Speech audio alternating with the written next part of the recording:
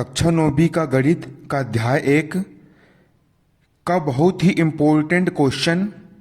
इस वीडियो में हम ये जानने का प्रयास करेंगे कि अपरिमेय संख्या क्या होती है, अपरिमेय संख्या किसे कहा जाता है, अपरिमेय संख्या क्या होती है। मोस्ट इंपोर्टेंट, इसी पर पूरा अध्याय टिका हुआ है, बारीकी से समझना है, हाथ बांध करके अच्छे से बिल्कुल बैठ जाओ। अपरिमेय संख्या किसे कहा जाता है, अपरिमेय, परिमेय संख्या नहीं, अपरिमेय संख्या किसे कहते हैं।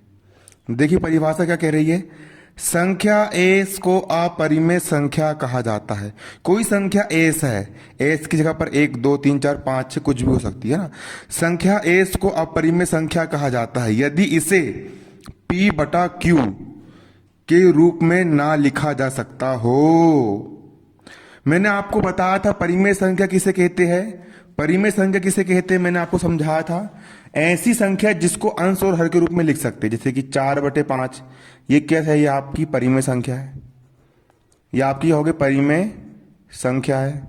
1/2 भी आपकी परिमेय संख्या है, 4/6 परिमेय संख्या है। मतलब जिस किसी भी संख्या को आप p बटा क्यू, अंश बटा हर, अंश बटा हर, अंश बटा हर के रूप में लिख सकते हो।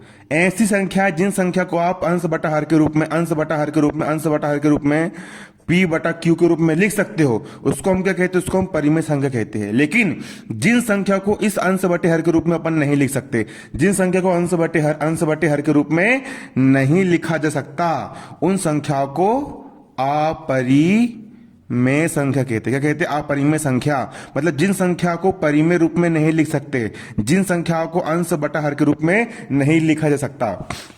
यहां पर भी यही कहा जा रहा है, देखिए जिन संख्याओं को, संख्या एस को अपरिमेय संख्या कहेंगे। देखो ये कहा जा रहा है यहां पर आपको, देखो क्या कहा जा रहा है, संख्या एस को अपरिमेय संख्या कहते हैं, संख्या एस को अपरिमेय संख्या कहा जाता है यदि इसे मतलब संख्या एस को p बटे क्यू के रूप में ना लिखा जा सकता हो। मतलब p बटा क्यू मतलब अंश और बटा हर, मतलब परिमेय संख्या के रूप में नहीं लिखा जा सकता। जिन संख्या को परिमेय संख्या p बटे क्यू के रूप में नहीं लिखा जा सकता है, वे संख्या अपरिमेय संख्या कहलाती है। जहां पर p भी पूर्णांक, मतलब p के स्थान पर 1 2 3 4 कुछ भी हो सकता है, और q के स्थान पर भी 1 2 3 4 कुछ भी हो सकता है।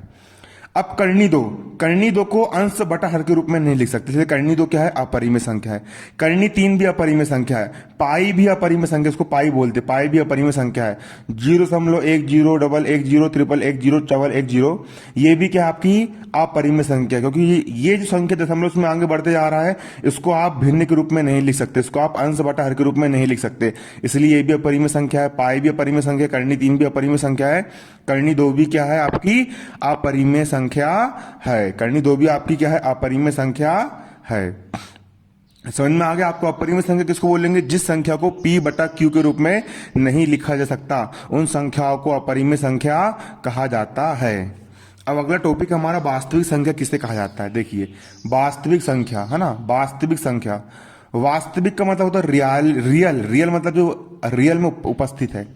यदि एक साथ ली गई सभी परिमेय संख्याओं और अपरिमेय संख्याओं के संग्रह से जो प्राप्त होता है, उसे वास्तविक संख्याओं का नाम दिया जाता है। इसे आर का मतलब होता है रियल नंबर्स, रियल नंबर्स मतलब वास्तविक, रियल यानी होता है वास्तविक, रियलिटी बोलते हैं ना, रियलिटी मतलब वास्तविक, आर यानी रियल नंबर्स, आर यानी रियल नंबर्स, रियल नंबर्स मतलब वास्तविक संख्याएं, आर से प्रकट करते।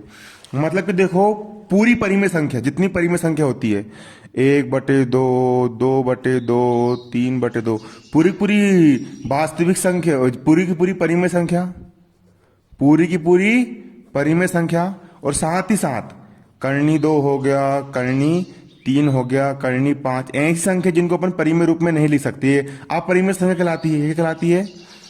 ये कहलाती है हमारी अपरिमेय संख्या। तो समस्त अपरिमेय संख्या और समस्त परिमेय संख्या दोनों के मिलने से जो हमको बड़ा वाला संग्रह प्राप्त होता है, मतलब संख्याओं का ऐसा संग्रह है जिसमें समस्त अपरिमेय संख्या हो और समस्त परिमेय संख्या उपस्थित हो। संख्याओं का ऐसा संग्रह जिसमें समस्त अपरिमेय संख्या और समस्त परिमेय संख्या उपस्थित हो, इसको हम क्या बोलते हैं, वास्तविक संख्या कहा जाता है। और इस वास्तविक संख्या को आर से प्रकट किया जाता है। तो उसका आप स्क्रीनशॉट ले लीजिए, उसको आप फेयर कॉपी में आपको उतारना है ना, फेयर कॉपी में आपको उतारना है और नोट्स बनाते हुए आपको यहाँ पर चलना है। स्क्रीनशॉट ले लीजिए इसका। इसका भी आप स्क्रीनशॉट ले लीजिए, इसके नोट्स बनाते हुए आपको चलना है।